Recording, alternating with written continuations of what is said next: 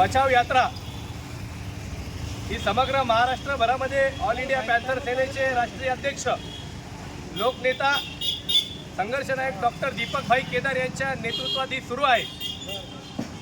आज ही यात्रा मनमाड जिल्हा नाशिक या ठिकाणी पोहोचली आहे आणि यात्रेनिमित्त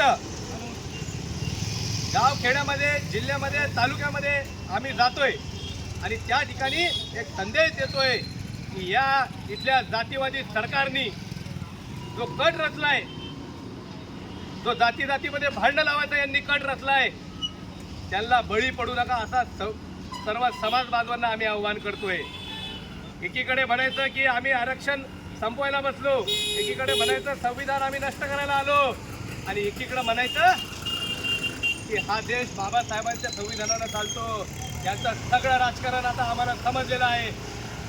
या आरक्षण बचाव यात्रेच्या माध्यमातून इथल्या राज्य सरकारला आम्हाला सांगायचं आहे की डॉक्टर बाबासाहेब आंबेडकरांचे लेकरं अजून जिवंत आहेत। आमच्या वाटेला जाऊ नका, अन्यथा तुम्हाला या महाराष्ट्रामध्ये पॅन्थर इतका काय असतो हे आम्ही दाखवल्याशिवाय राहणार नाही।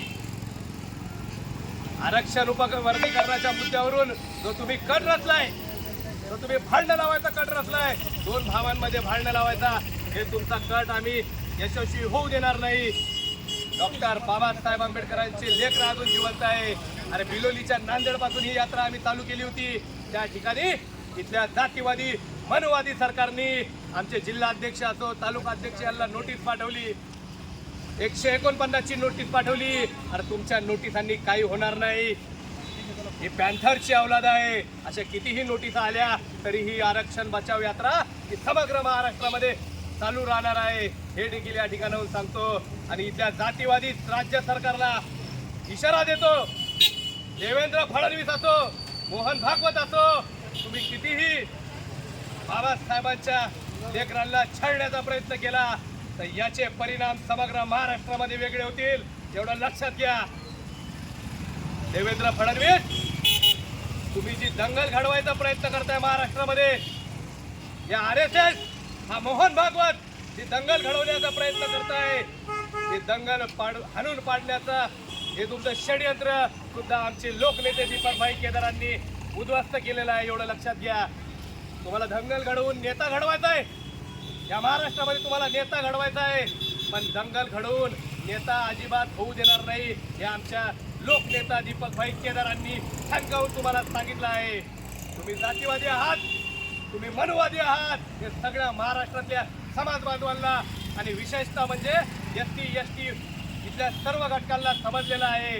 तुम्ही इतकं लक्षात घ्या, हा देश हे तुमच्या कोणत्याही हेरानं चालत नाही, तुमच्या काय मनुस्मृतीने चालत नाही। हा देश डॉक्टर बाबासाहेब आंबेडकरांच्या संविधानाने चालतो, हे देखील या ठिकाणाहून सांगतो। तुमच्या सर्वांचा बाप डॉक्टर बाबासाहेब आंबेडकरांचं संविधान आहे आणि तुम्ही जर का या संविधानाला जर का बदलण्याचा सुद्धा प्रयत्न केला, हे तर तुमच्या बापाला सुद्धा जमणार नाही। पण तुम्ही काय केलंय की हळूहळू आरक्षण संपवायचंय, हळूहळू संविधान बदलायचंय, पण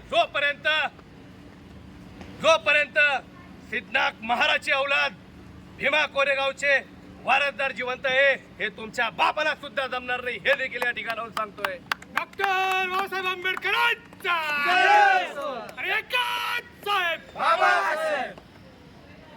सर्वांना, सर्व नाशिक जिल्हा आणि इथल्या तालुक्यांना आणि समग्र महाराष्ट्रातल्या जनतेला आव्हान करतोय, संविधान आरक्षण बचाव यात्रा ही समग्र महाराष्ट्रामध्ये चालू आहे। ज्या ज्या जिल्ह्यामध्ये जाणार आहे, ज्या ज्या तालुक्यामध्ये जाणार आहे, तिथे तुम्ही प्रचंड ताकदीने ऑल इंडिया पॅन्थर सेनेचे दीपक भाई केदार यांच्या नेतृत्वात ही यात्रा आहे।